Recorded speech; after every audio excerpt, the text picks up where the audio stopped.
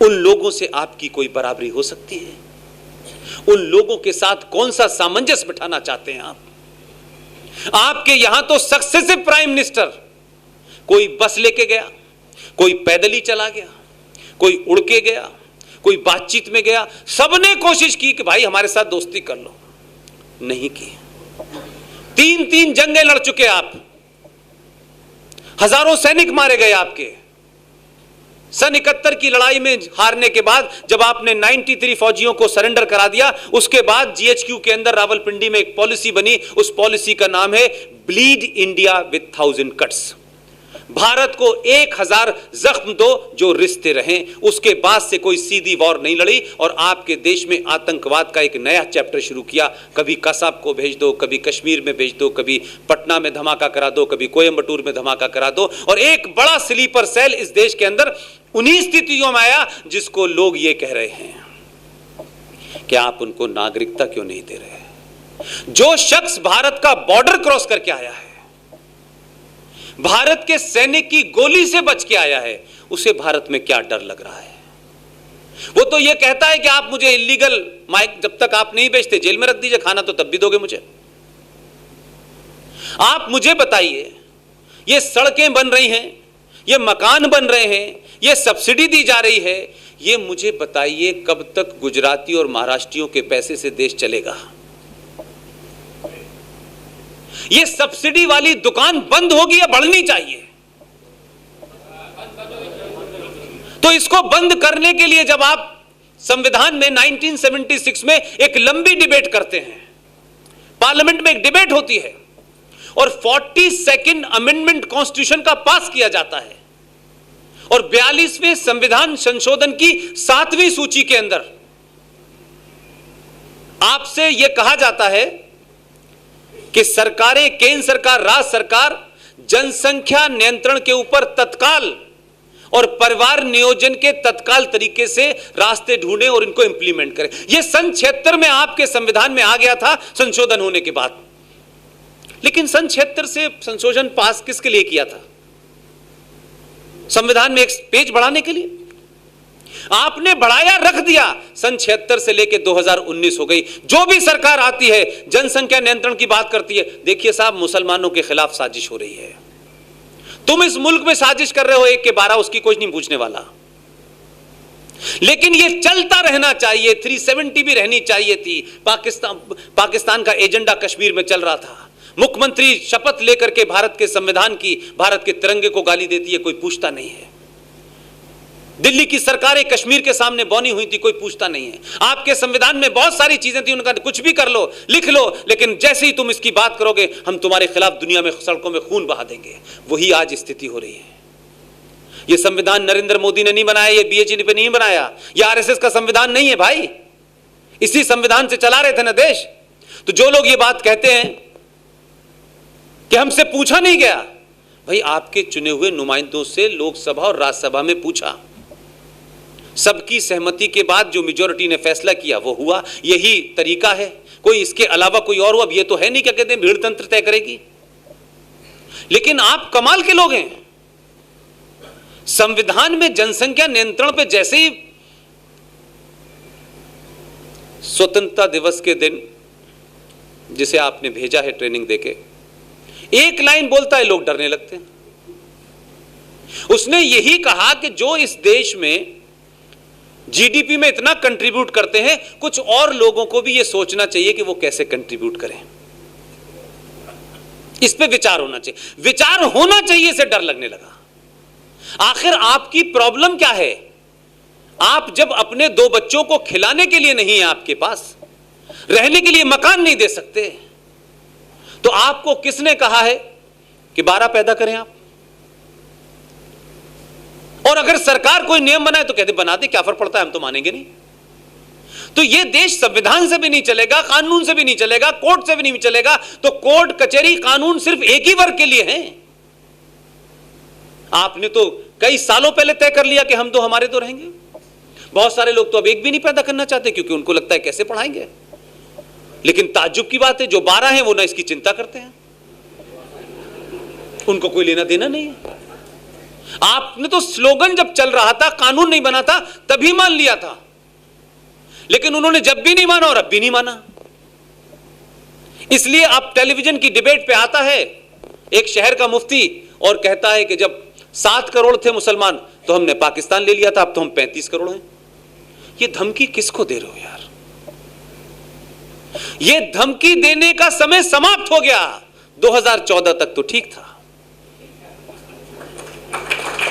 ये मैं इसलिए कह रहा हूं, आपने एक ऐसे समाज को, जो समाज अपनी सहनशीलता के लिए दुनिया में जाना जाता है, दुनिया के तमाम उसके साथ अत्याचार हुए, उसने आज तक बदला नहीं लिया।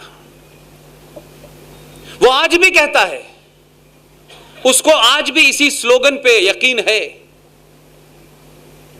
कि ये जो पूरी कायनात है इसको कोई चलाता है, इस सृष्टि को कोई चलाता है, जिसे मुसलमान कहते हैं रब्बुल आलमीन। यानी इस पूरे ब्रह्मांड, इस पूरे सिस्टम को कोई एक ताकत है वो चलाती है। हम भी यही मानते हैं, हम भी मानते हैं कि कोई एक चला रहा है और उसकी मर्जी के बगैर ना आप यहां होते ना मैं यहां होता। उसकी मर्जी है तब आप रात में यहां हैं और मैं भी यहां हूं। उसकी मर्जी के बगैर ना हवा चलती है, ना रोशनी होती है, ना कोई पैदा हो सकता है, ना मर सकता है। उसने तय किया हुआ है किसको कब जाना है, किसको कब आना है। हमारा पूरा यकीन है उस रब्बुल आलमीन पे। हम यकीन करते हैं, मानते हैं कि सृष्टि जो है कोई एक आदर्श शक्ति है जो चला रही है। इसलिए हम में कुछ कमियां होंगी, हमने कुछ ऐसी हरकतें की होंगी, हमारे पूर्वजों से कुछ ना कुछ ऐसा जरूर हुआ होगा कि उसी रब्बुल आलमीन की मर्जी के साथ हम 1000 साल तक गुलाम रहे। उस गुलामी के बाद भी हमने सवाल उस रब्बुल आलमीन पे नहीं उठाया। हमने माना कि हमारे अंदर कमियां थी, इसलिए हम 1000 साल तक गुलाम रहे होंगे। जो आया हमने उसको एक्सेप्ट किया। एक से एक कलंदर आया हमारे यहां, तो अच्छे भी आए, बुरे भी आए, लेकिन हमने कभी सड़कों पे उतर के किसी की गर्दन काटने की बात नहीं कही। लेकिन जिस रब्बुल आलमीन पे तुम्हारा यकीन है और सुबह शाम कहते हो रब्बुल आलमीन वही चला रहा है, हम भी मानते हैं, तो उसी की मर्जी से मोदी भी आया है। मोदी आरएसएस की वजह से नहीं आया, उसकी मर्जी थी तो उसने मोदी को पैदा कर दिया है। और आपने उसकी बात नहीं सुनी 2014 से 19 तक, तो उसने गुस्से में अमित शाह को भी पैदा कर दिया है।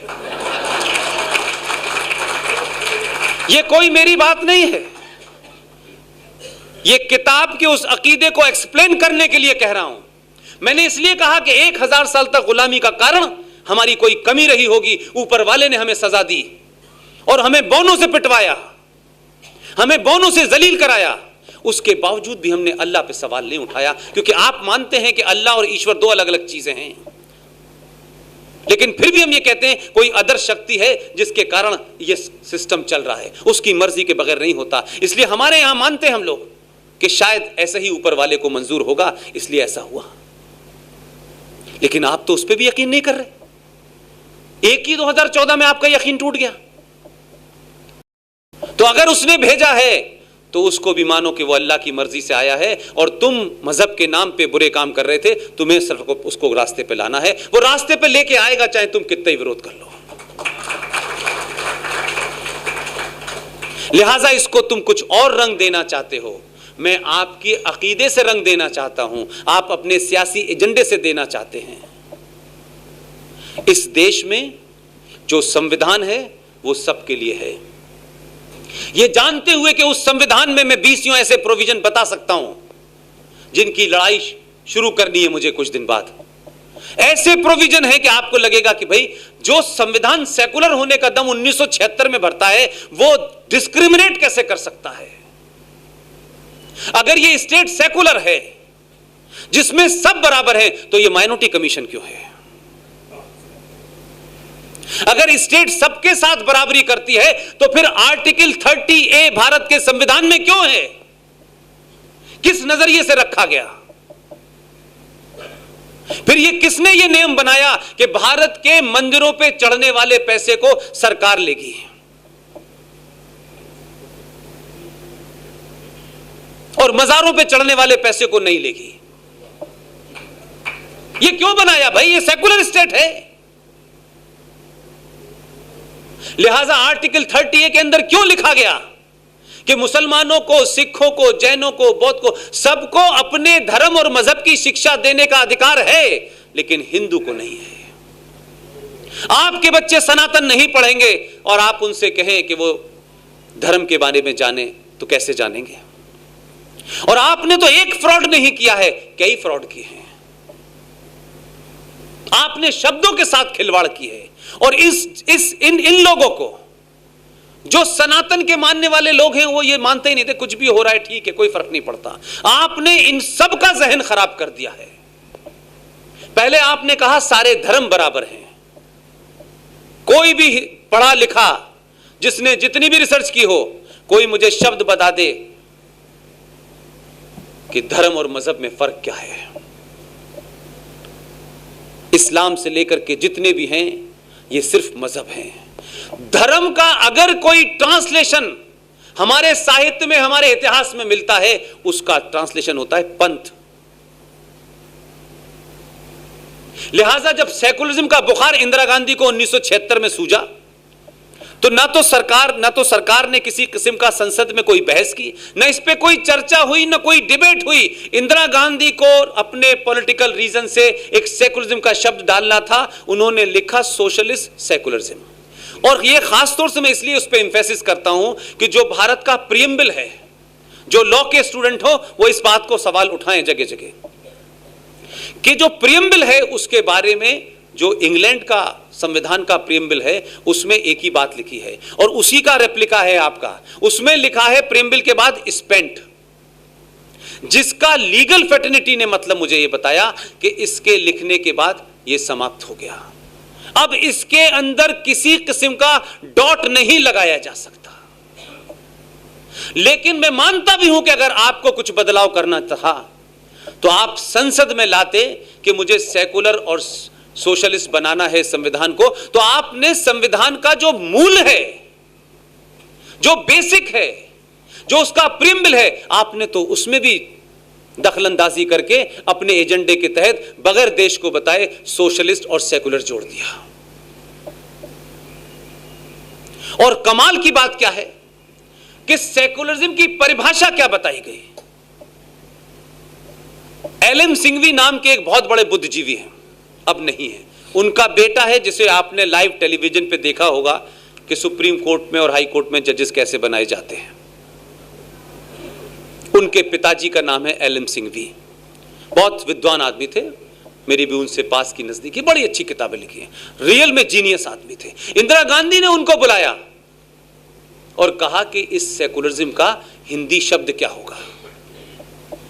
उस शख्स ने दुनिया भर की डिक्शनरियों में ढूंढा और यह कहा कि सेकुलरिज्म का अर्थ पंथ निरपेक्ष है, धर्म निरपेक्ष नहीं हो सकता। इंदिरा गांधी अड़ गई उनसे, यह सारी डिबेट मौजूद है, पढ़ लीजिएगा। इंदिरा गांधी ने कहा नहीं धर्म निरपेक्ष होगा। उन्होंने कहा अगर यह देश धर्म निरपेक्ष हो गया तो अनार्की फैल जाएगी। राजा अपना धर्म का पालन नहीं करेगा, टीचर अपने धर्म का पालन नहीं करेगा, वकील अपने धर्म का पालन नहीं करेगा, इस देश में जंगल राज हो जाएगा, धर्म निरपेक्ष हो ही नहीं सकता कोई स्टेट। लेकिन आपने वेस्ट की अवधारणा को लाके यहां रखा और आखिर में इस बहस के बाद जब एलएम सिंघवी साहब थक गए, जब इंदिरा गांधी उनसे कन्फ्रंटेशन मोड में आ गई, तो उन्होंने अपना पेन निकाला, कहा ये आप ले लीजिए और आप ही तय कर लीजिए, मेरे हिसाब से पंथ निरपेक्ष होता है। और धर्म निरपेक्ष का आपको गलत अर्थ बता दिया। तो हिंदू इस देश में क्या समझता है कि अगर तिलक लगा लेगा, अगर पूजा करने जाएगा, तो वो पड़ोसी छोटे भाई का पजामा बड़े भाई ये पूछेगा अरे यार तुम हिंदू हो गए हो क्या? अरे ऐसा कैसे हो सकता है यार, तुम तो अच्छे, तुम आरएसएस के हो गए हो क्या? तो धर्म निरपेक्ष का मतलब है कि इस देश की मेजॉरिटी अपनी आस्थाओं को छोड़ दे, अपनी पहचान को छोड़ दे, तब तक तो वो सेकुलर है। लेकिन अल्लाह मियां के बंदे 75 प्रकार की टोपी लगाएं, 76 प्रकार के पजामे पहने, कुर्ता ऊंचा पहने, नीचा पहने, वो फिर भी सेकुलर हैं, क्योंकि उनके यहां अवधारणा सेकुलरिज्म की है ही नहीं। इसलिए 57 मुल्कों में सेकुलरिज्म नहीं है। अगर जिस सेकुलरिज्म की जरूरत इन्हें पड़ रही है और जिस सेकुलरिज्म की दुहाई सेलेक्टिव देते हैं इस देश के मुसलमान कि सेकुलरिज्म खतरे में है, टेलीविजन के ऊपर शैतानी और रहमानी आते हैं, बहुत एक से एक जोकर आता है, अल्लाह जाने किस मस्जिद में पढ़ के आता है, मुझे तो यह भी समझ नहीं आता, और कुछ भी बोलता है। और जो हमारे अधकचरे किस्म के लोग जाते हैं, उनको ना तो डिबेट का पता है, ना उर्दू का पता है, ना कुरान का पता है, ना उनको हदीस का पता है, ना शरिया का पता है, कुछ भी बोलते हैं। और हर आदमी पॉलिटिकली करेक्ट होने की कोशिश करता है। झूठ को भी, मतलब सच को भी झूठ कहना है कि पॉलिटिकली करेक्ट रहना है, कहीं ऐसा ना हो कि लोगों को बुरा लग जाए। लेकिन एक कुछ लोग हैं पूरी दुनिया में, वो कहते हैं कि आपको बुरा लग जाए, हम तो ऐसे ही हैं।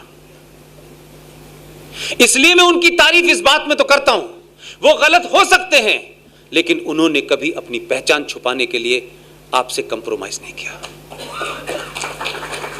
और वो अपनी पहचान का नाजायज तरीके से, गैर कुरानिक तरीके से, गैर कॉन्स्टिट्यूशनली इस देश के कानून के खिलाफ जाकर के सड़कों पे खड़े होकर नमाज पढ़ते हैं कि हमें इसी की इजाजत दी गई है, हम यही पढ़ेंगे। लेकिन क्योंकि हिंदुओं को पता नहीं है, क्योंकि आपको पता नहीं है, इस्लाम में मस्जिद का कंसेप्ट होली शराइन नहीं है। मस्जिद कोई पवित्र प्लेस नहीं है इस्लाम के अंदर। इसलिए मस्जिद में के अलावा यह कहा गया है कि आप नमाज कहीं भी हो, दुनिया के किसी कोने में हो। अब उस पर दूसरी कंट्रोवर्सी हो सकती है, मैं उस पर नहीं जाना चाहता। मैं बहुत लंबा आपको कुरान शरीफ पढ़ाने नहीं आया। आप काबे की तरफ मुंह कीजिए और नमाज पढ़ लीजिए, लेकिन उसमें नीचे हिदायत लिखी हुई है।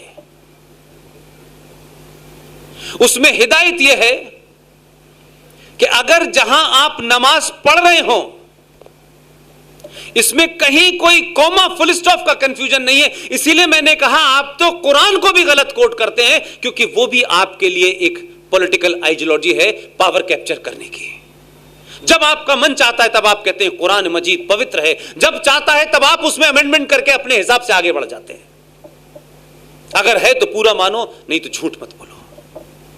उसी में लिखा हुआ है कि जिस शख्स को भी आप कहीं भी नमाज पढ़ें और किसी को भी अगर इतना सा भी एतराज हो गया कि भाईजान यहां नमाज मत पढ़िए, उसके बाद नमाज पढ़ी हुई हराम होगी, अल्लाह नहीं उसको कबूल करेगा। लेकिन भारत में इस्लाम का पॉलिटिकल एजेंडा यह है कि मंदिर तोड़ेंगे हम 30,000 और उस पर नमाज पढ़ेंगे, तुम्हारी नमाज कबूल नहीं होगी। ध्यान रखना,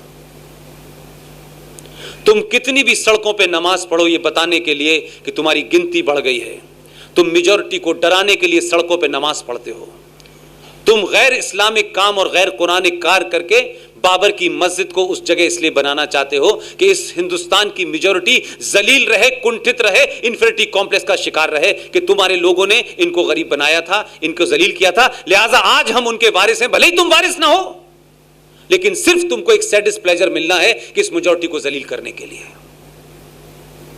कहते हैं कि हमारा ईमान है, आज नारे लगाए हैं बुरखे वालियों ने, मोदी साहब हमारा ईमान है, हम जिंदा कौम हैं। ना आपका ईमान है, ना आप जिंदा हैं, आप पूरी दुनिया के ऊपर बोझ हैं। आपने पूरी दुनिया के अंदर वो चीजें दी हैं जो आपकी सभ्यता का हिस्सा नहीं था। जरा पढ़िए अपने इतिहास को, ये रेप शब्द, ये बलात्कार शब्द सनातन की संस्कृति का हिस्सा ही नहीं था। हम तो मजबूर कि जो लोग घोड़े पे चढ़ के आ रहे थे मंगोलिया से लेकर के और पूरे उज्बेकिस्तान से, हमारी औरतों ने घूंघट इसलिए नहीं किया कि घूंघट की कोई प्रथा थी। तुम्हारी वैशी आंखों से बचने के लिए हिंदू औरतों ने घूंघट रखना शुरू कर दिया। तुम हमको बताते हो कि हम कौन लोग हैं। तुम उस घूंघट का मजाक उड़ाते हो और कुछ तथाकथित इस देश में नियो लिबरल पैदा हो गए हैं। हमारे यहां घूंघट की संस्कृति नहीं थी, क्योंकि कभी बलात्कार शब्द सोचा नहीं था हमने, क्योंकि आपकी किताब यह कहती है, आपकी हदीस यह कहती है कि जंग में जीते हुए सामान की बराबर की लूटपाट होगी, जंग में जीती हुई औरतों का भी बराबर का हिस्सा होगा। हमारे यहां नहीं है। हमने किसी की धरती पे 5000 साल का रिकॉर्ड उठा के देख लीजिए, हमने किसी की धरती पे हमला नहीं किया, किसी की जमीन नहीं ली हमने। हम जाने अनजाने भले ही सनातन न हो, हम भूल गए हो, शायद वो बोध ना रहा हो, लेकिन हमारे सेल्फ कॉन्शियस में कहीं वो जिंदा है। आपने तो हमारा एक फौजी पकड़ लिया था, एक को बेईमानी से पकड़ा हुआ है, वो जिसको पूरा देश देखा, अभिनंदन। जिसको पकड़ लिया था, पूरे पाकिस्तान के अखबार पढ़िए, आपने अखबार नहीं पढ़े। बड़े बड़े लोगों ने यह आइडिया दिया कि जब उसे पकड़ ही लिया था तो इस पे तो बार्गेनिंग करनी चाहिए थी। उन जाहिलों को नहीं पता, या पता है तो जानना नहीं चाहते। हमने 71 में 93,000 पाकिस्तानी फौजियों को ऑफिशियली सरेंडर कराया था।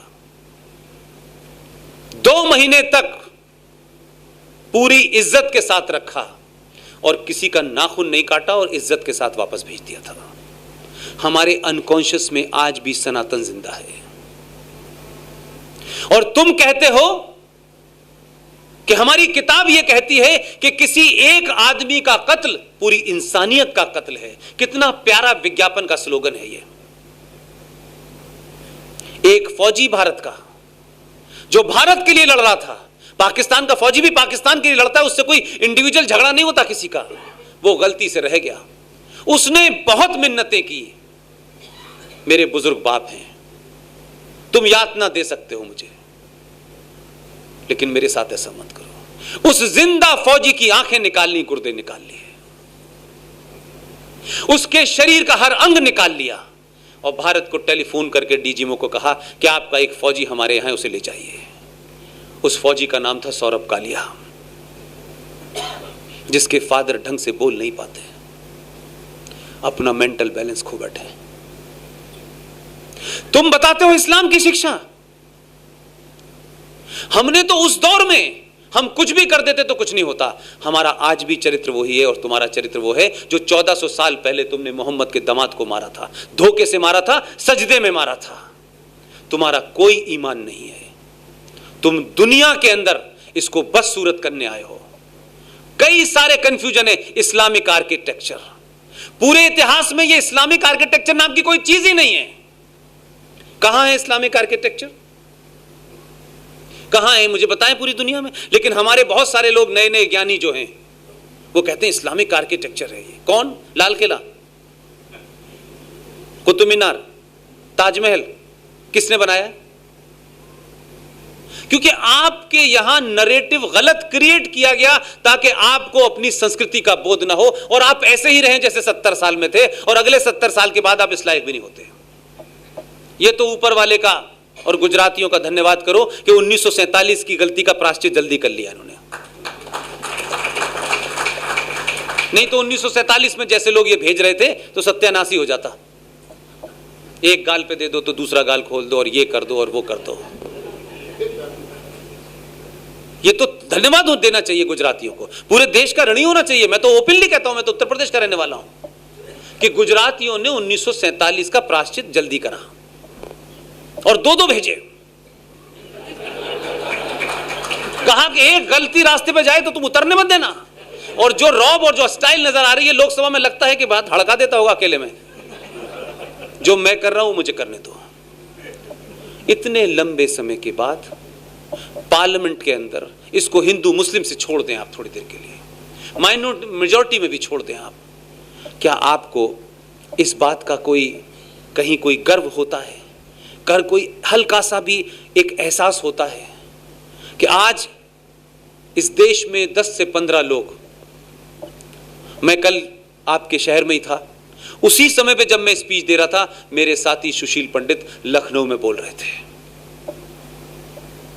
RSN सिंह कहीं और बोल रहे थे। हम में से किसी का सरकार के साथ डायरेक्टली इनडायरेक्टली कोई संबंध नहीं है। कोई वजह तो होगी कि कुछ लोग अपने आप देश में कुछ करने निकले हैं। कोई वजह है कि रात के 10 बजे आप जैसा समाज मुझे सुन रहा है। आपको मजबूरी में बसों में भर के नहीं लाया गया है। यह कोई रैली नहीं हो रही है राहुल गांधी की कि बस में चलो, और जब बस के बाद इंटरव्यू पूछो तो बोले हमें पता नहीं हम क्यों आए हैं, हम तो यहां घूमने आए थे। इस पागल की कोई रैली में आता है? वो तो ये कह रहे हैं टेलीविजन पे, हमें क्या पता है कहां की रैली। हम तो मैं ये कह रहा हूं कि ये आपकी पहली स्टेज है। इस भारतीय समाज के जागृत होने की पहली निशानी है कि पूरा देश इस वक्त इतिहास को जानना चाहता है,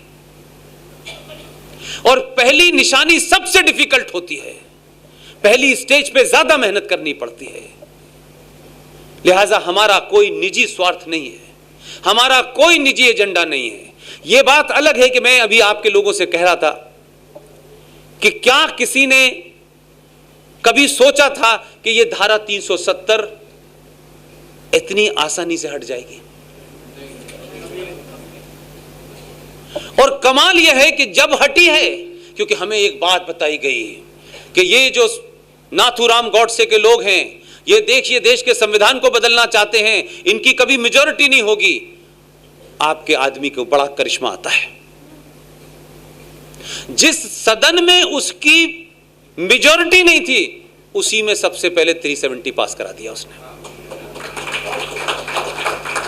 ऐसा कोई बिल नहीं मिला इतना शार्पली डिवाइडेड बिल हो और उसको रखने में सरकार, और 24 घंटे में एक में पास कराया, 48 घंटे में दोनों में पास होके साइन शाम तक राष्ट्रपति के करा दिए। जाओ करो क्या करोगे। इसलिए जब आपकी पॉलिटिकल विल, हर चीज को आप वोट बैंक के नुक्ते नजर से देखेंगे तो दिक्कत होगी। कुछ चीजें राष्ट्र के लिए देखिए। आपका बड़ा कंट्रीब्यूशन है। देश माने न माने, जो हम 15-20 लोग हैं उसको पूरी ईमानदारी से कहते हैं। इसी समाज के लोग पूरी दुनिया में फैले हुए हैं। मैं आपको बात इसलिए कह रहा हूं कि मैं भी एक जगह इस्तीफा देके आया हूं,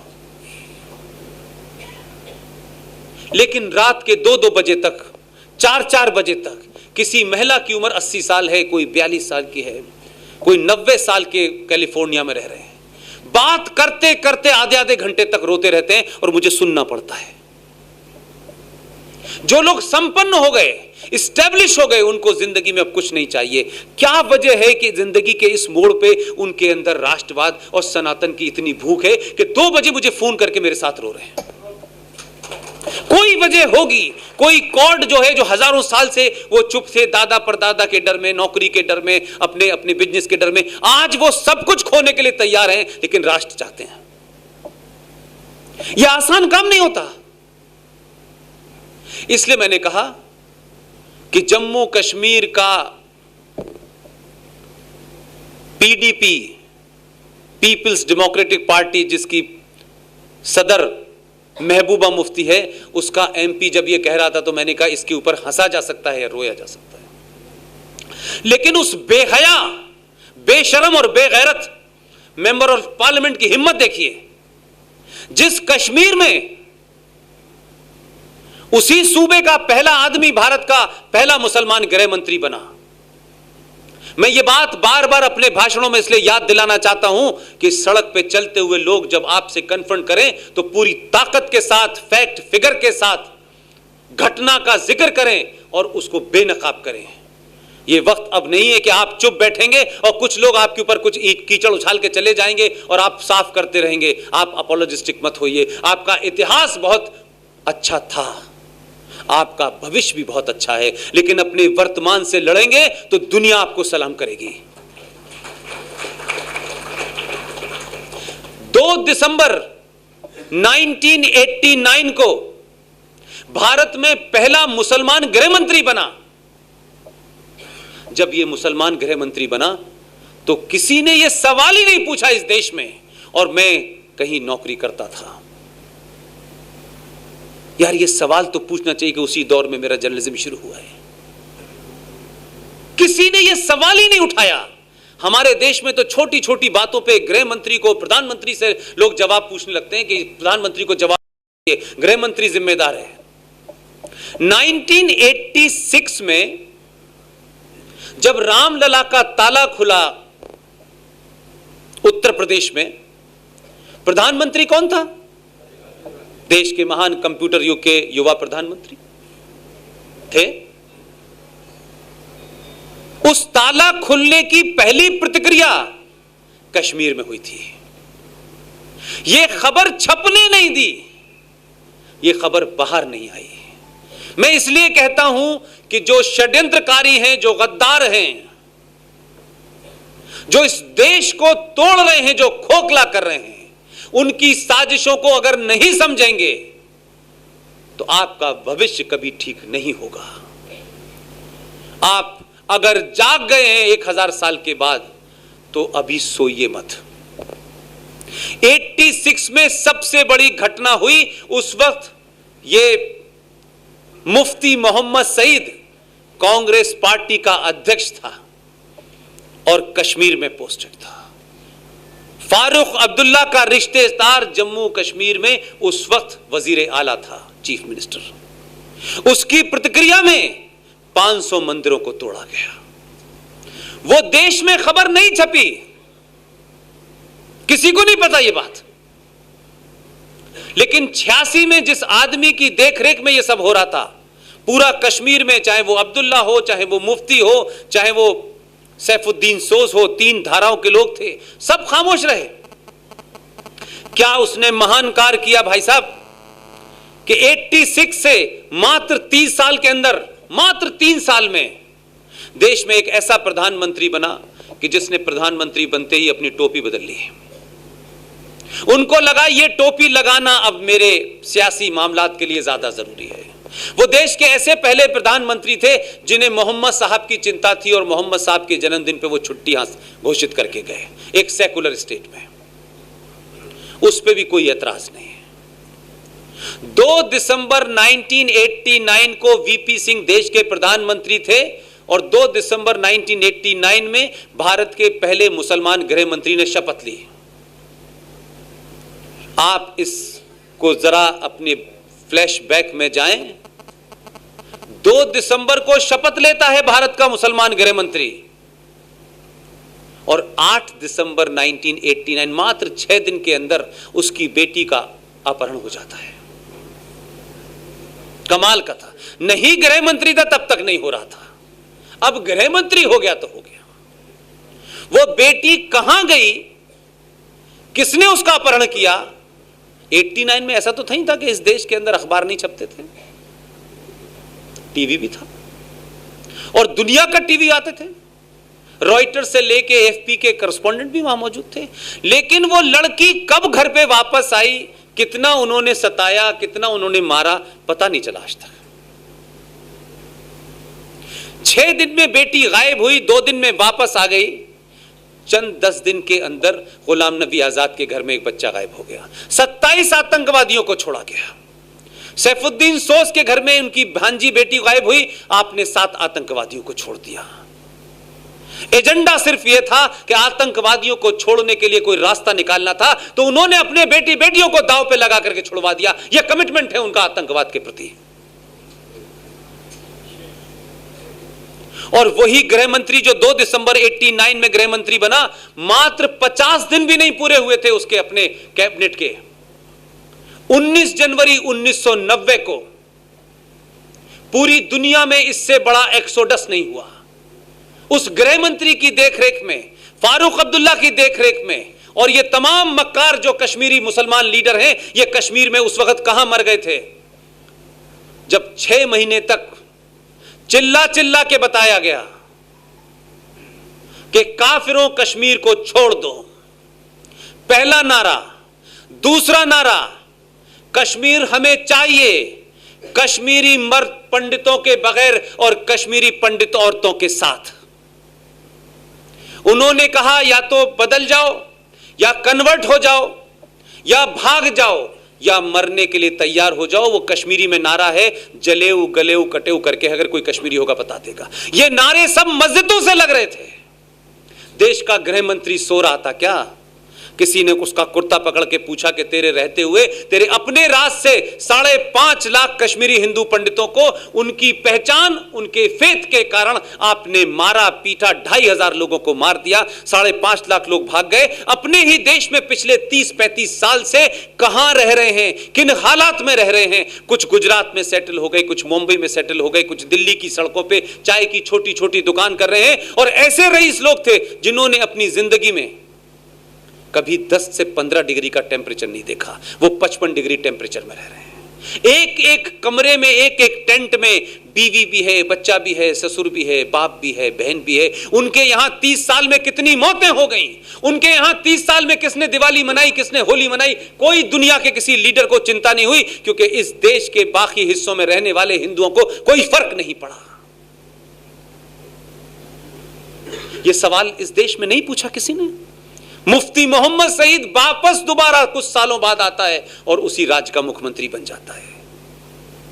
हमारे यहां तो दामन पे दाग लग जाए अगर किसी मंत्री के, तो फिर उसका स्वाहा ही होता है, आसानी से नहीं आ पाता। हम इतने वाइब्रेंट समाज के लोग हैं। इसलिए मैंने कहा, आज जो कुछ मुसलमान कर रहे हैं उन्हें यह दिन याद रखना चाहिए।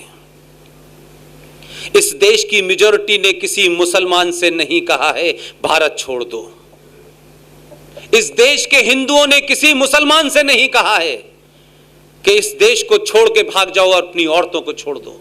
इस देश के हिंदुओं ने किसी मुसलमान से नहीं कहा है या तो कन्वर्ट हो जाओ या मरने के लिए तैयार हो जाओ, क्योंकि हम मुसलमान नहीं हैं और हम कश्मीर नहीं हैं। लेकिन वही मुसलमान पूरे तरीके से एक डिजाइन के तहत, जिसमें अंतर्राष्ट्रीय ताकतें भी शामिल हैं, पूरे देश के सामने वो भी आएंगी। सबको पता है कहां कहां से चीजें चल रही हैं, क्यों चल रही हैं। ये सिटीजन अमेंडमेंट एक्ट का एजेंडा नहीं है। सारा दर्द यह है कि पिछले 70 साल में सबने मिलकर खामोशी से एक स्टेट बनाई थी। उस स्टेट में हजारों ऐसे कानून बनाए जिसमें मुसलमान के लिए सारी जगह थी, हिंदू के लिए जगह नहीं थी। और ये वो आपकी स्ट्रेटेजिक स्टेट थी कि आपने एक शब्द सुना होगा जो हदीस में कहा जाता है, जिसे हम लोग जानते हैं गज़वाए हिंद। ये गज़वाए हिंद आसमान से नहीं आना था। उस हदीस में कहा गया है कि यह गज़वाए हिंद किसी पैगंबर के नेतृत्व में लड़ा जाएगा। और यह गज़वाए हिंद यह है कि जब तक इस हिंदुस्तान पर इस्लाम की हुकूमत नाफिज नहीं हो जाती, यह कंप्लीट नहीं है। मुसलमान भाइयों, पूरी ईमानदारी के साथ, यह मुराद तुम्हारी कभी पूरी नहीं होगी।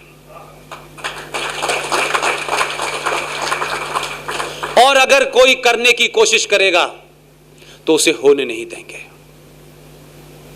जेएनयू में बहुत लोग नारे लगा सकते हैं, अल्लाह के नाम से लगा सकते हैं, भारत तेरे टुकड़े होंगे इंशाअल्लाह इंशाअल्लाह। इंशाअल्लाह का मतलब जानते हैं आप लोग? इंशाअल्लाह का सिर्फ इतना ही मतलब होता है, अगर अल्लाह ने चाहा तो।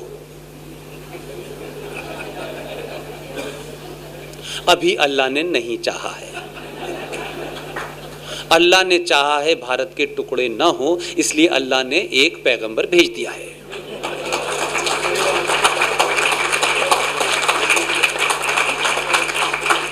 लिहाजा बहाना कोई भी हो सकता है। यह बिल बहाना है आपका। आपकी प्रॉब्लम कुछ और है, आपको दर्द कहीं है, बता कहीं रहे हैं आप इस समाज को समझते हैं कि दिल्ली में नेहरू जी हैं, गांधी जी कहीं टहलने चले गए हैं। यह समझ से बाहर निकाल दो। ये 2019 का भारत है, सड़कों पे लोग हिसाब पूछेंगे इस देश से, ध्यान रखिएगा। ये देश को सेकुलरिज्म के नारे में बहुत बेवकूफ बनाया है लोगों ने। अगर ये नहीं होते, और आपको समझ नहीं आता है, आपको समझ नहीं आया कि 2014 में मोदी पैदा क्यों हुआ। अगर आप ऐसा करते तो मोदी पैदा ही नहीं होता। आपने मजबूर कर दिया इस देश को कि मोदी पैदा कर दे। और इतना मजबूर मत कीजिए, मैं फिर बता रहा हूं, अभी भी कहीं ठहरने की गुंजाइश है। इस देश में अभी भी लोग सच को सच कहने वाले हैं, चाहे उनकी अपने धर्म के और अपनी कम्युनिटी के खिलाफ ही क्यों ना चाहे। तुम तो गलत बात को भी सही कहना चाहते हो, सही बात को भी गलत कहना चाहते हो, और चाहते हो कि इस देश की मेजॉरिटी मान ले।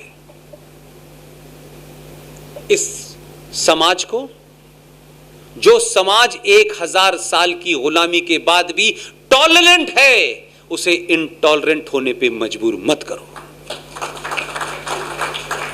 दुनिया में कमजोर से कमजोर चीज भी उसकी एक क्षमता होती है, उसके बाद फिर वो ये मान लेती है चाहे मैं मर जाऊं लेकिन बर्दाश्त नहीं करूंगी। ये 2014 और 2000 सिर्फ घटना मात्र से पैदा नहीं हो गया है कि कोई मनमोहन सिंह से नाराज था। 2014 में तो कह सकते हैं, 2019 में इस देश के सनातनियों ने 19 पैदा किया। सारे नुकसान होने के बाद, 1000 सवाल होने के बाद, इकोनॉमी खराब है, जीएसटी लगा दिया, तब भी इस देश ने पहली बार एक राष्ट्र के रूप में सोचा कि हमारा नुकसान हो जाए लेकिन राष्ट्र का नहीं होना चाहिए। इसलिए 2019 पैदा हुआ है। इसलिए मैं बार बार कहता हूं कि जितनी आग लगानी है एक बार लगा लो। ये देश देख ले, शांति प्रिय हम के लोग, अल्लाह के मानने वाले लोग, एक इंसानियत की बात करने वाले लोग, अल्लाह की राह पे चलने वाले लोग कैसे उस मुल्क को आग लगा रहे हैं जिस मुल्क में इस्लाम उनका मजहब नहीं है। दुनिया में जहां जहां तुम्हें शरण मिल रही है, सब वो मुल्क हैं जहां इस्लाम नहीं है। अगर इस्लाम के मानने वाले हो और पूरे ईमानदार हो तो इस कसौटी पे तय होगा कि भारत की माइनॉरिटी सुरक्षित है या नहीं है। हमने तय करा कि पाकिस्तान में माइनॉरिटी सुरक्षित नहीं है, और हमने सिर्फ हिंदू को नहीं, हमने तो क्रिश्चियन तक को दावत दी है कि आप आ जाएं हमारे। और जो हमारे यहां वैलिड डॉक्यूमेंट के साथ आया है उसके डॉक्यूमेंट एक्सपायर हो गए हो, ये अलग बात है, लेकिन बॉर्डर से छुप के और अंदर से घुस के नहीं आया। इसलिए घुसपैठिए में और शरणार्थी में फर्क है। दोनों को एक तराजू में मत तोलो। अगर ईमानदार हो, अगर हामिद अंसारी नामर्दूद, एक बेहया बेशरम आदमी जिसने इस मुल्क के साथ अपने पद पे बैठे हुए गद्दारी की है, उसके बारे में कम पता है आप लोगों को। ईरान में वो भारत का एम्बेसडर था, छोटी मोटी गद्दारी नहीं है। लेकिन इस देश के सेकुलर निजाम में किसी मुसलमान की गद्दारी को गद्दारी कहना सेकुलरिज्म को गाली देना माना जाता है। उस शख्स ने अपने रहते हुए आपकी फॉरेन खुफिया एजेंसी के 3 लोगों की पहचान को उजागर कर दिया, जिसने ईरान के नेशनल गार्ड ने रात में हत्या कर दी उनकी। इसके ऊपर कोई एक्शन नहीं हुआ, क्योंकि एक्शन होगा तो कहा जाएगा मुसलमान यहां खतरे में है। यह ब्लैकमेलिंग बंद करो। यह समाज अब ब्लैकमेल नहीं होगा।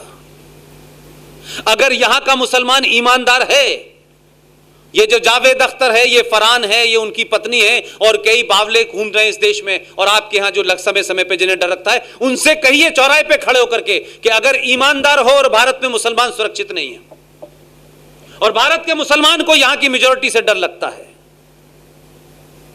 तो मैं तो कहता हूं डर लगना चाहिए, लगना चाहिए। लेकिन मेरा दूसरा आर्गुमेंट है, आप ईमानदारी से जो भी आपको पवित्र जगह लगती हो अपनी मस्जिद के अलावा, और मस्जिद, सारे मक्कार मुसलमान वहां खड़े हो जाएं, मौलवी हो, मुफ्ती हो, हाजी हो, एक्टर हो, करेक्टर हो, ड्राइवर हो, कंडक्टर, सब खड़े हो जाएं, और पाकिस्तान और बांग्लादेश से यह मांग करें कि हमारे मुल्क में हम सुरक्षित नहीं हैं, हमारे मजहब को हिंदुओं से और सनातनियों से खतरा है। पाकिस्तान और बांग्लादेश की हुकूमत से कहें कि आप भी अपने यहां सिटीजन अमेंडमेंट बिल लेके आए, और जो मुसलमान इस देश में सुरक्षित नहीं है वो वहां जा सकता है। और पाकिस्तान की हुकूमत अगर इस्लाम और मुसलमान के लिए इतनी चिंतित है कि मुसलमान कहीं पे उसके साथ में, वो तो पाकिस्तान की मुसलमान को, सरकार को ओपनली कहना चाहिए कि जो जो मुसलमान भारत में सुरक्षित नहीं है वो पाकिस्तान आ जाए, हम नागरिकता देंगे। मेरा आज दावा है मेरा, एक मुसलमान चला जाए यहां से कि मुझे पाकिस्तान की नागरिकता चाहिए, आप जो कहेंगे मैं करूंगा। लेकिन ये मक्कार सिर्फ आपको डराने के लिए कहते हैं कि भारत में मुसलमान सुरक्षित नहीं है। कह के तो देखो, जाओ तो वीजा तो अप्लाई करो कि हम वहां जाना चाहते हैं, हम टिकट भी देंगे और कोशिश करेंगे एक ही तरफ की दें। ईमानदार तो बनो। तुम मस्जिद के बाहर जुमे का इस्तेमाल इसलिए करते हो कि जुमे का मुकद्दस दिन होता है, उसमें ज्यादा तादाद में मुसलमान नमाज पढ़ते हैं और नमाज में तराबियां और आयतें भी लंबी पढ़ी जाती हैं। लिहाजा तुम उस मूवमेंट का इस्तेमाल करके, क्योंकि भीड़ ज्यादा होगी तो जामा मस्जिद का दिन कोई भी बंद की कोशिश करते हो, कोई भी बंद की कॉल देते हो तो जुमे को इसलिए देते हो कि मुसलमान होंगे, और खुतबे में मौलवी जो तुमको जहर बोलता है उसको तुम पिलाते हो। हिम्मत नहीं है तुम्हारे अंदर, मस्जिदों का इस्तेमाल करते हो तुम भारत सरकार के खिलाफ।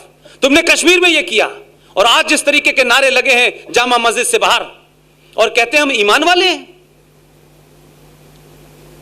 ईमान वाले बहुत कम पैदा हुए हैं तुम्हारे अंदर, और माफ करना, जो ईमान वाले हुए हैं वो भी हमारी वजह से पैदा हुए हैं, हमारी वजह से पैदा हुए हैं। हमने उनके ईमान को डिगने नहीं दिया, और तुम जैसे लोग डिगाना चाहते थे उनसे भी बचा के रखा। इसीलिए हम अब्दुल कलाम तो पैदा कर सकते हैं, लेकिन तुम अगर पैदा करोगे तो अफजल गुरी करोगे। लिहाजा तुम्हारे अंदर क्षमता है अफजल गुरु और याकूब मेमन पैदा करने की, हमारे अंदर क्षमता है एपीजे अब्दुल कलाम पैदा करने की, हमारे अंदर क्षमता है कि हम एएच अहमदी पैदा कर सकते हैं। यह सिर्फ हमारे साथ रहने का कारण है।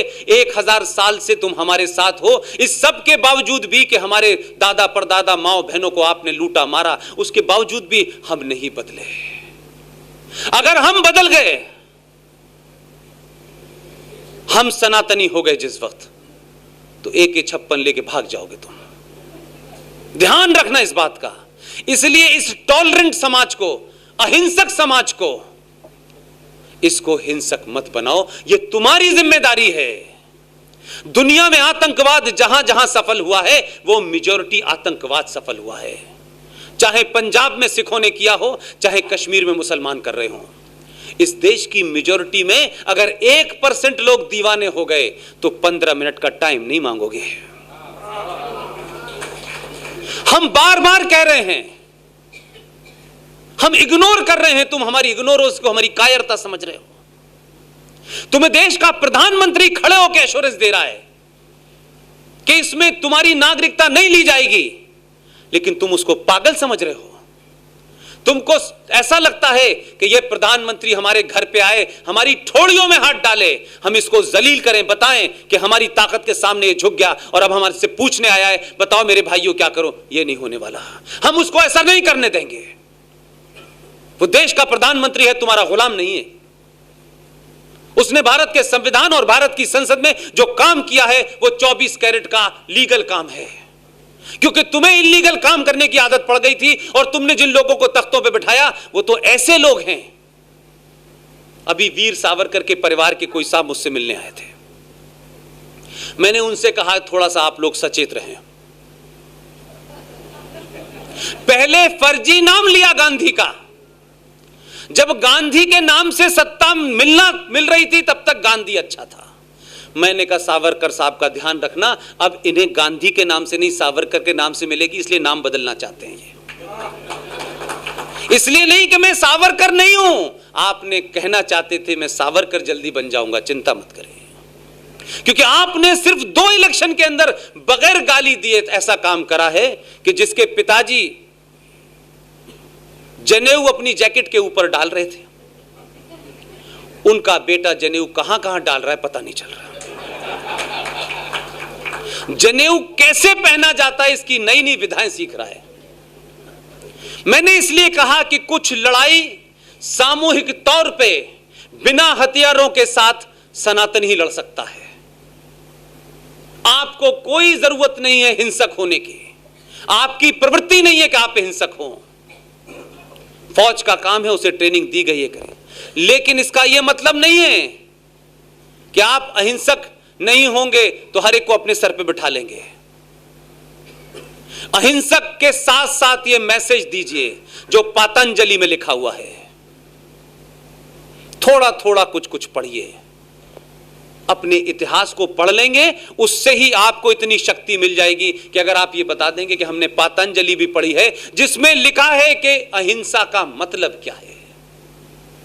उसी पतंजलि में बताया गया है अहिंसक और अहिंसा का मतलब सिर्फ इतना ही है कि अपने मन में किसी के प्रति दुर्भावना, द्वेष नहीं रखना चाहिए। इसे अहिंसा कहते हैं। यह बात अलग है कि अहिंसा के पुजारी ने आपको कुछ और बता दिया और अहिंसा का मतलब ही कुछ और है, और यह कहा अहिंसा परमो धर्मा, अगली लाइन भी बता देते। तो पतंजलि में लिखा है कि अहिंसा का मतलब है आपके मन में अपने किसी के प्रति दुर्भावना नहीं होनी चाहिए, नफरत नहीं होनी चाहिए। लेकिन उसकी अगली लाइन में लिखा है, जो पढ़े लिखे लोग हैं उसको जाके चेक करें, अगर दुश्मन आपके सामने आ जाए तो एक ही वार में उसकी गर्दन धड़ से अलग कर दीजिएगा। आप उस संस्कृति के लोग हैं भाई। मैं इसलिए बार बार कह रहा हूं, ये इसलिए परेशान नहीं है कि मोदी आ गया है, यह चिंता का विषय नहीं है। चिंता का विषय यह है कि मोदी जिस तरफ चल पड़े इस देश में करोड़ों मोदी पैदा ना हो जाएं, यह डर पैदा हो गया है। और अगर करोड़ों मोदी पैदा हुए तो ये पतंजलि को फॉलो कर लेंगे तो दिक्कत होगी, फिर गांधी को भूल जाएंगे। संकट लंबा है, इसलिए षड्यंत्र बहुत गहरा है। इसलिए हर किस्म का आदमी जो जिस कतार में बैठा है, जो जिस चीज का ढोल बजाता है, वो सब निकल निकल के बाहर आ रहे हैं, क्योंकि जो एक आदर्श सत्ता, इनविजिबल पावर इस देश में 70 सालों में जो क्रिएट कर दी गई थी कि मेजॉरिटी अगर कोई बात कहेगी तो वो फौरन नहीं मानी जाएगी, और माइनॉरिटी की हर नाजायज मांग संविधान में नाजायज काम करेंगे, और जो संविधान ने जिसकी परमिशन नहीं दिए वो भी काम आप करेंगे। इसलिए जब तक वैसा देश चल रहा था तब तक तो भाईचारा था, गंगा जमुना तहजीब थी। अब एक नई गंगा जमुना तहजीब आई है, अब वो बुरी लग रही है। तो हम तो तुम्हारा हक नहीं मार रहे, लेकिन तुम बताओ कि तुमने इसी हिंदुस्तान में जिस हिंदू के टैक्स के पैसे से तुम्हारे घर चलते थे जम्मू कश्मीर में, क्योंकि तुम कुछ उदा के ऐसा पैदा नहीं करते थे कि जिससे तुम्हारा राज्य चल जाए।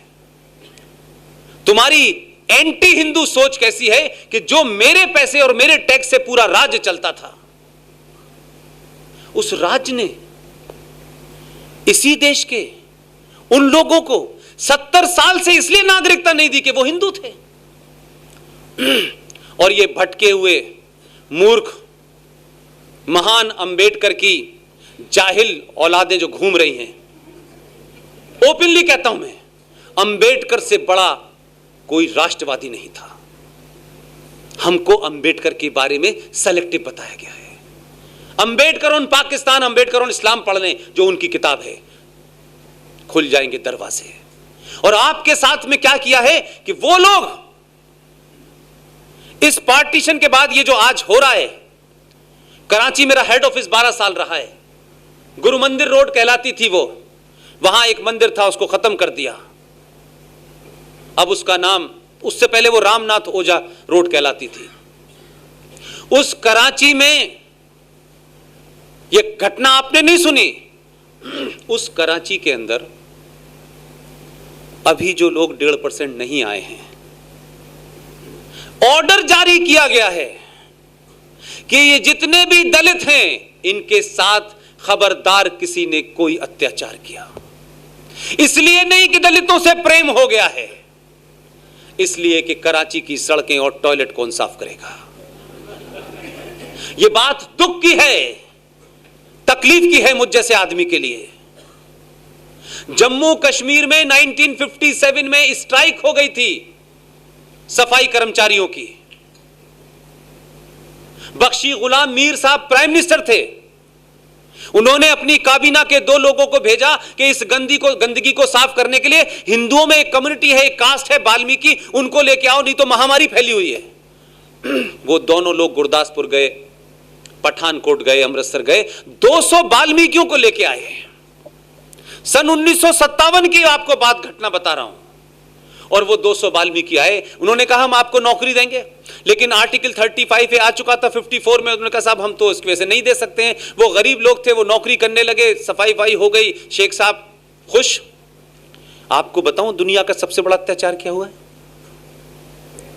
ये शब्द गलेवान पकड़ना चाहिए आपको। कोई दलित लीडर आपके सामने आ जाए, ये मेरी बहन बैठी हुई है रेखा वर्णवाल, ये उस समाज से आती हैं, अपनी मेहनत पे डॉक्टर बनी है, पीएचडी है, और यहां हिंदुत्व के लिए भी लड़ती हैं, देश के लिए भी लड़ती हैं, और सनातन के लिए भी लड़ती हैं। ये इसी महाराष्ट्र की हैं। इन्होंने मुझे फोन करके कहा मैं राखी बांधना चाहती हूं। मैंने कहा बांधिए ना, क्या दिक्कत है? मेरी 4 बहनें हैं, 5 हो जाएंगी, क्या दिक्कत हो जाएगी? कोई प्रॉब्लम नहीं है। उन 250 जो थे, 200 जो वाल्मीकि थे, आज उनकी गिनती 2.5 लाख है। नफरत का आलम देखिए, जो पाकिस्तान में था वही कश्मीर में हो रहा था, क्योंकि वहां भी इस्लाम के मानने वाले मेजॉरिटी में थे और यहां भी इस्लाम के मानने वाले मेजॉरिटी में थे। लेकिन कोई फर्क नहीं पड़ा, क्योंकि आपके पैसे से भी पल रहे थे, इसके बाद भी उन्हें शर्म नहीं थी, इस बात का डर नहीं था। आप जरा सा कोई काम गलत कर देते तो आप इतने अपोलोजिस्टिक हो जाते हैं। उन्होंने 57 के अंदर उन लोगों को नौकरी दी, और जम्मू कश्मीर के संविधान में सर्वसम्मति से एक एग्जीक्यूटिव ऑर्डर पास किया। उस एग्जीक्यूटिव ऑर्डर में यह कहा कि ये 200 वाल्मीकि लोग यहां रह सकते हैं, पढ़ सकते हैं, लिख सकते हैं, लेकिन ये एमबीबीएस की डिग्री ले लें, ये इंजीनियर बन जाएं, ये कंप्यूटर इंजीनियर बन जाएं, लेकिन राज्य की सरकार सिर्फ इन्हें भंगी की नौकरी देगी। ये पता था आपको कि नहीं पता था? और नहीं पता था तो कौन बताता आपको भाई? वो लोग जामा मस्जिद से निकल के कहते हैं जय भीम और जय मीम। कमाल के लोग हैं। आप जहां मेजॉरिटी में हैं, वहां आपने संविधान में एग्जीक्यूटिव ऑर्डर पास करके कहा कि इनकी नस्ल दर नस्ल ये यही रहेंगे, लेकिन दलित रहेंगे, और दलित होने के बाद ये डॉक्टर नहीं बनेंगे, ये इंजीनियर नहीं बनेंगे, पढ़ते रहें। आज उस समाज के लिए जरा जाकर पूछिए कि धारा 370 नहीं हटी, 35A नहीं हटा उनके लिए। आज इंग्लिश टॉयलेट है। 57 में शेख साहब की गंदगी की डलिया कच्ची लेके चलते थे और पूरे मुंह उनका गंदा और कपड़े हो जाते थे। उन बच्चों में से आज राष्ट्रीय चैंपियन बन रहे हैं। ये 370 और 35 पे नहीं हटी है, उनके लिए एक सदी की गुलामी खत्म हुई है। वो आज आजाद हैं। वो भारत सरकार के SC ST नियम के तहत जो सुविधाएं मिलती हैं उसके आज हकदार हैं। आज उनको जम्मू कश्मीर की अलग से नागरिकता नहीं लेनी, क्योंकि उनको नागरिकता दे देते, और अगर उनको अलग से नागरिकता नहीं लेनी पड़ती तो जम्मू कश्मीर की विधानसभा की 87 सीटों में से 5 सीटें उनके रिजर्वेशन की हो जाती, तो ये दलित हमारे बराबर कैसे बैठ सकता था? क्योंकि शेख साहब तो अल्लाह मियां के यहां से उतर के आए हैं, उनके बराबर में कोई कैसे बैठेगा? और जन्नत में रह रहे हैं। इतनी नफरत का आलम है। वो लोग आपको नीचा दिखाने के लिए, क्योंकि आपने जो भूलें की हैं, लंबे समय से जो आपने भूलें की हैं, जानबूझ के की हैं, अनकॉन्शियसली की हैं, किसी ने सवाल नहीं कोई पूछता। हर आदमी आता है, ब्राह्मणों ने दलितों के साथ ये किया, ब्राह्मणों ने ये किया, फला, ये ठीक माना। ब्राह्मण आज दलितों की जो स्थिति है वो अपर कास्ट की वजह से, ये भी मान लिया। ये अपर कास्ट तो 1947 में आई है। 1000 साल से इस देश पे राज किसका था? जो राज कर रहे थे, क्या उन्होंने दलितों को राजा बनाया था? कोई किंग बनाया था इनमें मुगलों ने? आज उन्हीं की नाजायज वारिस क्या कहते हैं कि हम और दलित और मुसलमान भाई भाई हैं। ये दलित मुसलमान भाई भाई का पाखंड सिर्फ इतना ही है कि जो आपकी सनातन संस्कृति की जो कंपोजिशन था उसमें हर एक का काम बटा हुआ था। उस काम को आपने बांटते बांटते उनको अपने से इतना अलग कर दिया। जो ताकत के साथ लड़ते थे, जो पूरी तरीके से उनको चैलेंज करते थे, आपकी बेवकूफी और आपकी इग्नोरेंस ने उस कम्युनिटी समाज को आपसे अलग कर दिया। और वो लोग जिन्होंने उन्हें मारा, अत्याचार किया, वो आज कहते हैं जय भीम और जय मीम। कोई पूछने वाला नहीं है कि भाई दलितों की स्थिति अगर ये थी और मुगलों ने बहुत तो फिर तो बहुत कुछ अच्छे होने चाहिए थे। फिर अंबेडकर को गायकवाड़ साहब की जरूरत नहीं थी कि वो उनके स्कॉलरशिप पे बाहर पढ़ने जाते हैं, फिर तो उनको बहुत कुछ होना चाहिए था। फिर मुगलों के जाने के बाद 2-4 बड़े राजा होने चाहिए थे। फिर दलित दलित क्यों रहा? लेकिन ये झूठ चलाया जा रहा है और आपने उस झूठ को आगे चलने दिया है। इसलिए आप सबसे मेरी बड़ी विनती है, मैं अपने लिए आपसे कुछ भी नहीं मांगना चाहता। अगर गलती हो गई है, अगर कल सुबह से भी सुधार लेंगे तो भी जल्दी रास्ते पे आ जाएंगे। कोई फर्क नहीं पड़ने वाला है, कोई छोटा और बड़ा नहीं होने वाला है। और आप तो जिस संस्कृति में हैं उसमें तो बड़े होने का मतलब ही होता है कि जितने आप झुक जाएं। आप राष्ट्रपति बनाएंगे, आप चीफ जस्टिस बनाएंगे, ये भूख नहीं है। उनके दर्द इस बात का नहीं है कि उन्हें आपने सत्ता में प्रधानमंत्री नहीं बनाया, आपने तो 2-2 राष्ट्रपति बना दिए। उनका दर्द यह है कि समाज ने उसे एक्सेप्ट नहीं किया है। ये 3-3 बार गले इधर 3 बार गले इधर मिलके मुसलमान के यहां सेवैयां खाने तो पंडित जी जाते हैं। लेकिन मेरा क्या कसूर है कि मैंने कश्मीर के संविधान के होने के बावजूद भी मेरे पास हजारों ऐसे रास्ते थे कि मैं किसी सेकंड भी अपने आप को दलित से मुसलमान बन जाता तो मेरी ये दशा नहीं होती। उन्होंने शेख साहब की गंदगी, उनके बच्चों ने, उनके परिवारों ने, आज उसी समाज के बच्चे जो हैं एमबीबीएस डॉक्टर हैं, इंजीनियर हैं, भारत के राष्ट्रीय खेल के चैंपियन हैं। उन्होंने अगर एक सेकंड के लिए सोचा होता कि अगर हम मुसलमान हो जाएंगे तो हमारी ये दशा खत्म हो जाएगी, लेकिन इतनी गंदगी को बर्दाश्त किया 70 साल तक, लेकिन अपना धर्म नहीं छोड़ा। हमसे बड़े हैं वो लोग, हमसे बड़े सनातनी हैं। इसलिए कई झूठ आपने चलाए। यज्ञोपवीत संस्कार का झूठ आपने खूब चलाया। यज्ञोपवीत संस्कार सनातन संस्कृति में होता क्यों है, उसको क्यों किया जाता है? वो कोई धर्म का पाखंड का हिस्सा नहीं है। मैं 2 संस्कृति को बराबर में खड़ा करने की बात करता हूं। यज्ञोपवीत संस्कार, आप सब मुझसे ज्यादा बड़े हिंदू हैं। मेरी तो जिंदगी का 24 साल ऐसी जगह चले गए जहां कुरान मजीद अल्लाह अकबर के अलावा कुछ था नहीं, लिहाजा मैं उस पर अथॉरिटी नहीं हूं। लेकिन जो बात कहना चाहता हूं पूरी शर्तिया आपसे साथ फैक्ट पे कहना चाहता हूं। यज्ञोपवीत संस्कार क्यों होता है? यह जनेऊ संस्कार में कहीं नहीं था कि ब्राह्मणों का होगा और ठाकुरों का होगा। जो सनातन है उसका यज्ञोपवीत संस्कार होगा। यह बहुत बाद में बटा। यज्ञोपवीत संस्कार का सिर्फ इतना ही मतलब है कि जब बच्चा मां की गोद से निकल करके पढ़ने के लिए गुरुकुल में जाने के लिए तैयार होता है, तब उसका जनेऊ या यज्ञोपवीत संस्कार होता है। उस यज्ञोपवीत संस्कार में जो जनेऊ उसको पहनाया जाता है, उसका सिर्फ इतना ही मतलब होता है कि ये जब तक तुम पहने हुए हो, तुम्हारी जब तक शादी ना हो जाए, तुम्हें ब्रह्मचर्य का पालन करना है। जरा पैरेलल तो देखिए 2 सभ्यताओं की बात, एक सब धर्म है और एक मजहब है। उसी उम्र में जब उसका यज्ञोपवीत संस्कार होता है तो शांति प्रिय धर्म के मानने वालों के यहां एक कैंची से जो है एक नए किस्म का संस्कार होता है। इसलिए मैंने कहा आप अपनी जड़ पे जाइए तो आपको प्रॉब्लम का पता चल जाएगा। जो संस्कार उनके यहां होता है उस संस्कार में बहन भी बराबर है, मां की बहन की बेटी भी बराबर है, फूफी भी बराबर है, फूफी बेटी भी बराबर है। इसलिए उस मजहब के मानने वाले के पैगंबर की 13 बीवियों में एक 54 साल की उम्र में 7 साल की बीवी भी थी। क्योंकि जिस दरमियान में आप उसे कहते हैं ब्रह्मचर्य पालन करना है, उनके यहां बताते ब्रह्मचर्य को कैसे तोड़ना है, इसकी ट्रेनिंग दी जा रही होती है। इन 2 संस्कृतियों के बीच में कौन सी मिलावट की बात आप कर रहे हैं? जहां रेप करना जस्टिफाई किया जाता हो। क्या पाकिस्तानी फौज ने, यह कोई हमारा लिखा हुआ इतिहास है क्या पाकिस्तानी फौज में बांग्लादेश में बंगाली मुस्लिम औरतों की नस्ल सुधारने के नाम पर 2500 औरतों का रेप किया गया, यह कह के पंजाबी फौजी ने कि हमें नस्ल सुधारनी है अपनी। ये जस्टिफिकेशन है उस फौज का। न्याजी साहब की किताब लिखी हुई है, उसे पढ़ लीजिए। मेरे और आपकी कोई कहने की जरूरत नहीं है। लिहाजा मेरी आप सबसे विनती है, 3 बार गले मिलें, घर वापसी की बेकार की कोशिश न करें। जो चला गया है उसे जाने दें, पूरा एक्सपीरियंस लेने दें, अपने आप वापस आ जाएगा।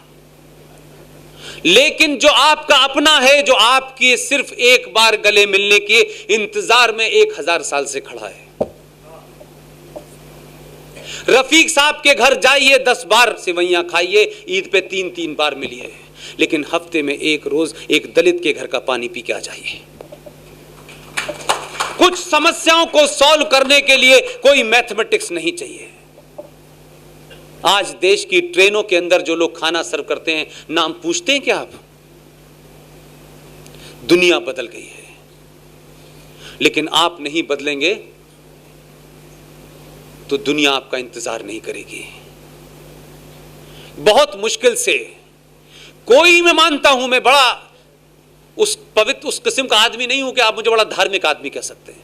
अपने जीवन में बहुत कम मंदिरों में गया, क्योंकि जाने का मौका ही नहीं मिला।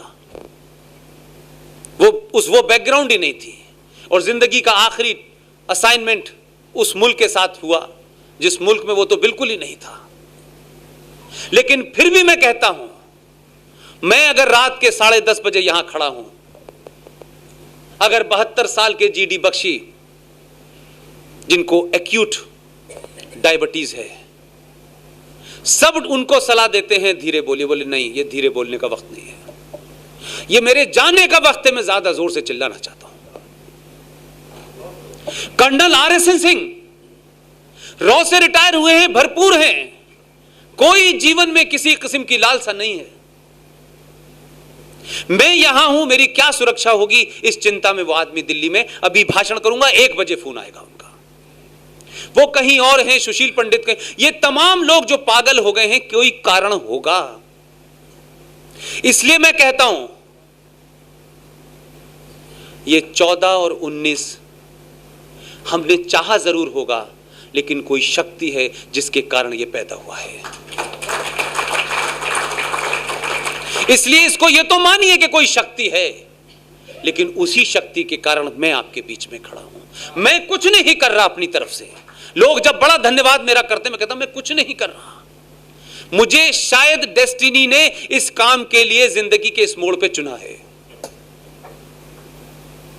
मैं अपना काम ईमानदारी से कर जाऊं, इतनी ही मेरी सिर्फ कोशिश है कि इस काम को करते करते कोई बेईमानी ना कर बैठूं, मैं, मेरा पैर ना फिसल जाए, इतना ही मेरी कोशिश होती है। लिहाजा आप सबसे विनती है, अपने अंदर किसी किस्म का कॉम्प्लेक्स मत मानिए। आप एक महान सोच और सिविलाइजेशन के लोग हैं, अपनी सिविलाइजेशन पे गर्व कीजिए, बौनों से मुकाबला मत कीजिए। बौने से मुकाबला करते करते आप खुद बौने हो गए हैं। इसलिए मस्जिद अल्लाह का घर है और मंदिर भगवान का घर है, ये मूर्खता भरा स्लोगन कहना बंद कर दीजिए। मंदिर में भगवान की स्थापना जब होती है तो पूरे मंत्रों के साथ होती है, उनकी प्राण प्रतिष्ठा होती है, तब हम उसको मंदिर मानते हैं। इस्लाम में मस्जिद कोई ऐसी जगह नहीं है जिसे पवित्र जगह कहा जाए। मोहम्मद साहब जो इस्लाम के आखिरी प्रॉफिट्स थे, उनकी शान में कोई गुस्ताखी करने का मेरा कोई इरादा नहीं है। मोहम्मद साहब ने जिस जगह नमाज पढ़ी थी, सऊदी अरब सरकार ने वो जगह कब की तोड़ के वहां रेस्टोरेंट बना दिया है।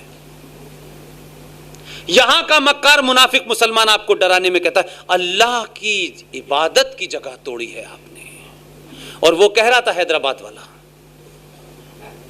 कि अल्लाह की मस्जिद के लिए 5 एकड़ की खैरात हमें नहीं चाहिए। झूठ फिर बोला ये। एक तो कोई ईमानदार मुसलमान मुफ्ती और कोई निकले हाजी जो उससे पूछे कि बता अल्लाह ने कहां कहा कि मेरे लिए मस्जिद बनाओ। कुरान में मना है। जहां से इस्लाम निकला, जहां मोहम्मद साहब पैदा हुए, जहां हज करने जाते हैं, वहां पर रोज तीसरे दिन मस्जिद तोड़ देते हैं कि इसे तोड़ दीजिए, यहां सड़क चौड़ी होनी है। आपके यहां सड़कों पे मस्जिद इसलिए बनाई जाती है कि आप डरें कि तोड़ोगे तो हम आग लगा देंगे। आपने बड़ी गलतियां की हैं, कृपा करके उन गलतियों को सुधार लें। अपने आप को एक्स्ट्रा ऑर्डिनरी पॉलिटिकल करेक्ट करने की कोशिश न करें। मैं मानता हूं कि इस समाज को अब सबसे ज्यादा पॉलिटिकली इनकरेक्ट होने की जरूरत है। लिहाजा इस बिल के बारे में जब भी कोई आपसे यह कहता है देखो उनको बताया नहीं गया, तो उनका हमें बताने की जरूरत भी नहीं है। जो समझ में आता है करो। तुम्हें लगता है कि हिंदुस्तान में तुम आग लगा दोगे तो देश डर जाएगा। आग तो बहुत बार इस मुल्क में लगी है, बहुत बार खत्म हुए हैं, उसके बाद भी हम जिंदा हैं। मारा तो तुमने, खत्म तो हमको हमने 1000 साल से करने की कोशिश कर रहे थे। बड़े तुम गजनबी और बाबर लेके और औरंगजेब लेके आए थे, लेकिन तुम्हारा पता नहीं चल रहा। तुम मारे जाते हो, वहां भागते हो। हम कहीं भाग के नहीं गए हैं। हम जहां गए हैं वो देश खड़े होकर सलाम करता है कि गुजराती जो हैं अगर अमेरिका में ना होते तो हमारी इकोनॉमी ऐसी ना होती। हमने उस देश में जाकर के ये नहीं कहा कि चर्च तोड़ो और यहां मंदिर बनाओ, हम सड़कों पे पूजा करेंगे, हमने ये नहीं कहा। उस संस्कृति में रहे, उस संस्कृति और उस देश के संविधान का पालन किया और वहां बड़े होकर दिखाया। इसलिए तुम्हारे यहां उसामा बिन लादेन पैदा होते हैं। यह अजीब बात है कि हमारा आदमी जो एक डकैत था, एक डाकू था, वो उसके बावजूद भी रामायण लिखता है। और अजीब बात है कि आपकी किताब पढ़ के डाकू बन जाता है। इसलिए अपने होने पे गर्व करें। जो गलतियां हमसे हुई हैं, ये समाज और इस देश के जीवन में बहुत महत्वपूर्ण मूवमेंट है। It's a watershed movement in the history of India. इसको किसी गफलत में गंवाएं ना और डरना बिल्कुल बंद कर दें। ये देश पूरी ताकत के साथ संवैधानिक तौर पे जवाब देगा और दे रहा है। आपकी जो काम है वो सिर्फ करते रहें, बाकी 15-20 हजार लोग और पैदा होंगे इस अगले 5 साल के अंदर, और हम भले ही चले जाएं, ये सिलसिला चलता रहेगा। आप जो काम करें वो ये सोच के ना करें मैं ठाकुर हूं, मैं दलित हूं, मैं ब्राह्मण हूं, मैं यादव हूं। इसको सोचना बंद कर दें। आप जो भी हैं उस पर गर्व करें और अपने घर की 4 दीवारी तक अपनी धर्म की पहचान, अपनी मजहब की पहचान, अपनी आइडेंटिटी की पहचान रखें। जब बाहर निकलें तो कहें मैं सनातनी हूं, इसके अलावा कुछ नहीं हूं। जिस दिन ये कहना शुरू कर देंगे, ये 2019 अगले 500 साल तक पैदा करना है, आपको कुछ नहीं करना। बहुत बहुत शुक्रिया। Thank you very much.